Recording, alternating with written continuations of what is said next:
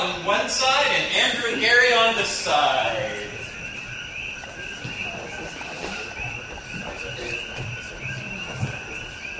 So, the game of props. In this container, I have props for either party, and their goal is to create as many uses for these props as they can through the scene. So as soon as one person gets a buzzer from me indicating that they've properly shown what the prop is, we go to the other side and they have to be ready to go with a new suggestion. So I have for you two,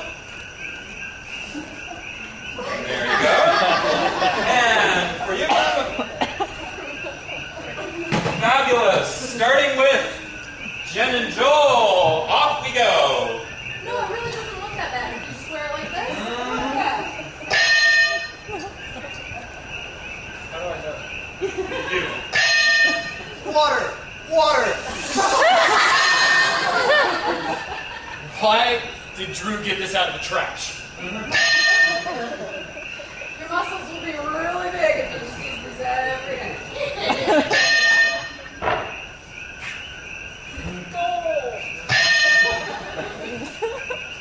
Fire! I don't think it'll roll very far. Alright.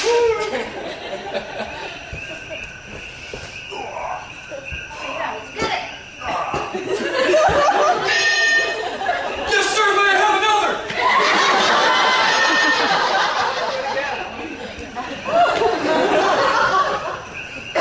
Creepy. Your girlfriend's gonna love it. You just, yeah.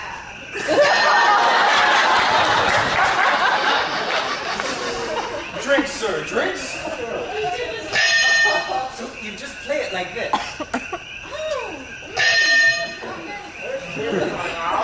I saw this in Africa once. This is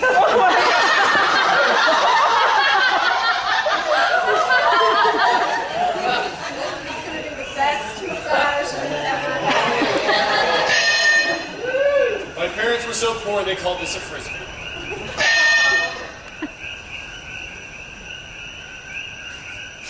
Did you see it?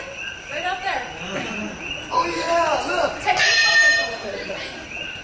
How's my posture? Last one. You know, you've probably never smoked out of something like that.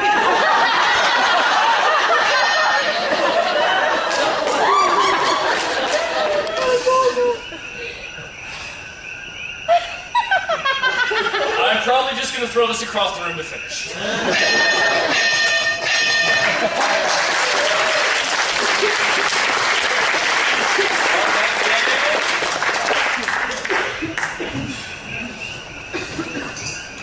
200 points to Gary for giving Andrew the spanking that he really deserves.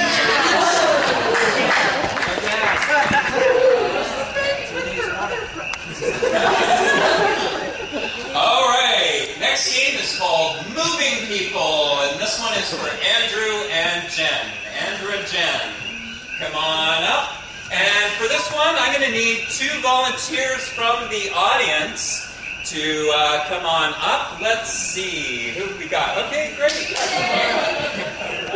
Mia and Jane. Let's see. Mia, I think you better go over here.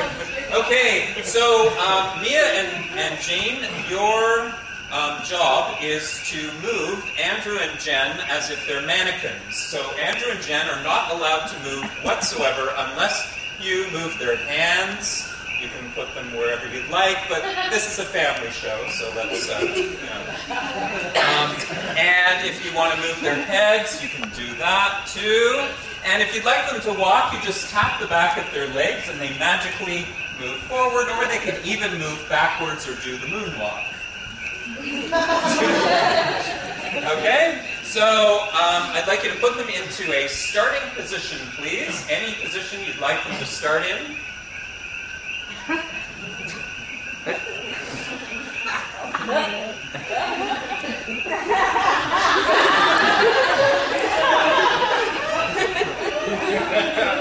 Fantastic.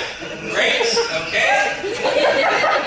And your scene, Andrew and Jen, is caveman discovered fire. Let's watch. Oh my god, that stick is really bright. It's burning! Look! Over there! On the ground, it burns! Amazing! I'm gonna get really close now. Because it's not hot, and I can touch it. Yes! I would come along into it now. It's getting really hot! Oh, I'm gonna back away for a minute. Okay. Alright, I'm over here. Oh my god, it's on fire! I don't look at you! You're on fire! I know! Let me come and put this out! I'm still pointing at it. One day, I'm gonna grab it. Because this isn't hot, and they said to stop, and dance our way through this. The rest of this scene as cavemen who found fire. It's right there on the ground. I know. I have a new move I practiced just for this show. It's interesting. You think ballroom dancing is much after our time. Yes. We're evolved. Where are you going? Okay. I found something better to do with my night.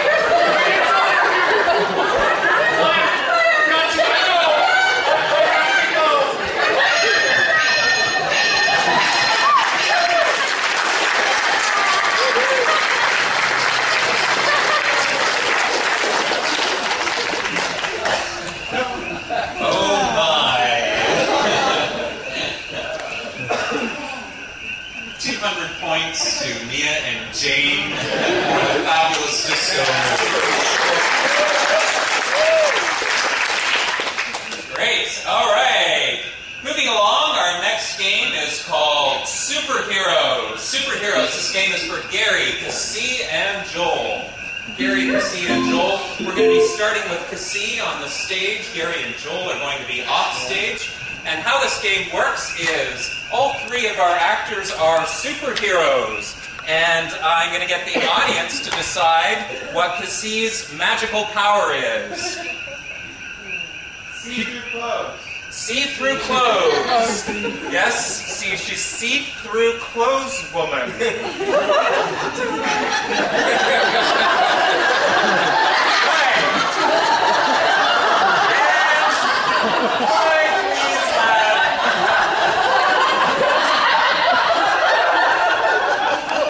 Could I please have an ordinary life crisis? An ordinary life crisis. What was that? Clogged toilet. Clogged toilet. So our superhero's goal is to solve the international emergency of the clogged toilet. And when the actors come in, Cassie will name Gary and Gary will name Joel. Let's watch. Excuse me, is anybody in there? I'm here to rescue a toilet. Please let me in. Well, I just won't get in. There's a toilet to be resuscitated.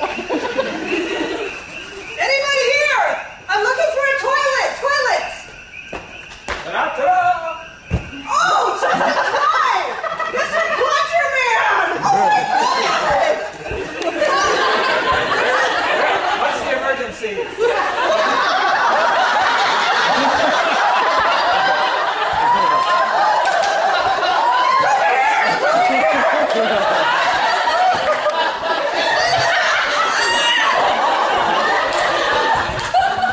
Hurry, it's in the bathroom! Mr. Refinished Boy Band is here. What is this? We're looking for a toilet. Where's the toilet? Where's the toilet? Hello. It's in this room. Hurry. Just get in. Oh, wow. Yeah, pleasure, man. Do it. Yes. Wow.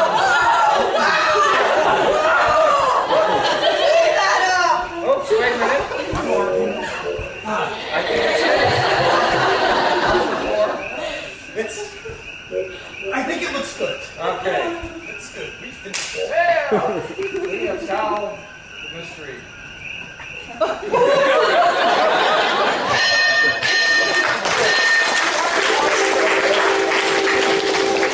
Another point to Drew for recognizing the end of that scene. And an extra 100 points to Cassie for getting out of there while she can. All right. Our next scene is called Daytime Talk Show. This is for Jen, the host.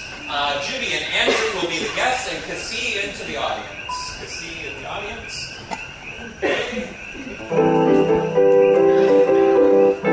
And how Daytime Talk Show works is Jen is the host of a daytime talk show, and we have two guests on the show. This is a Springer-like show, and from the audience, I'd like a suggestion of a nursery rhyme or fairy tale. Little Bo Peep. Little Bo Peep. Little Bo Peep who lost her sheep. All right, intro please over to Dawn on the piano.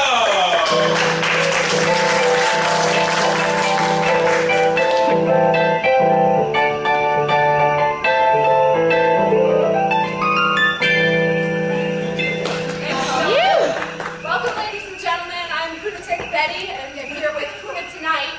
We'll give you all the top stories that are going around the Coconut Wireless that you probably don't want to know more about. But we're going to jump right in. Last night, we talked to the big bad wolf about his illegitimate child with Little Red Riding Hood. Tonight, we have some very special guests here for you.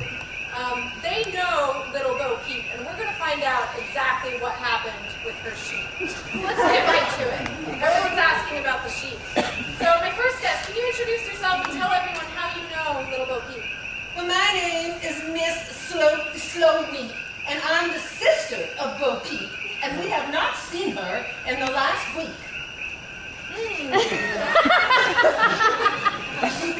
That sounds very fishy. And sir, my second guest, can you tell everyone how you know Little Bo Peep? Well, I don't really know Little Bo Peep. I know this lady dragged me onto this show to find Little Bo Peep and hopefully her sheep. I hired this man to find my sister, and all he does, he just wanders around and goes into bars all the time. He says it gives him fortitude or something. It's true, I like to drink at lunch. It's true. And do you see the sheep while you're drinking? I usually visit the sheep when I'm done drinking.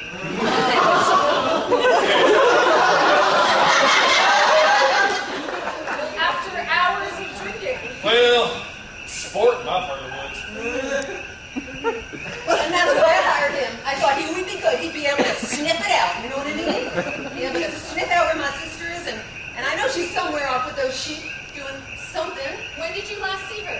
Well, it was about a week ago, like I said, and she was taking the sheep out to the pasture, and then, well, I called her in for lunch, and she was gone. Were you out in the field then? Not that day. Don't really recollect where I may or may not have been at that moment.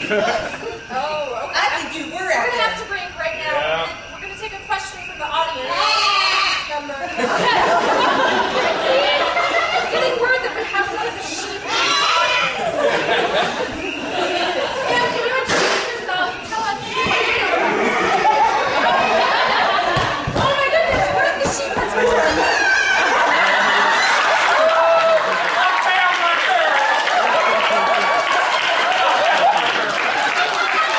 I'm so happy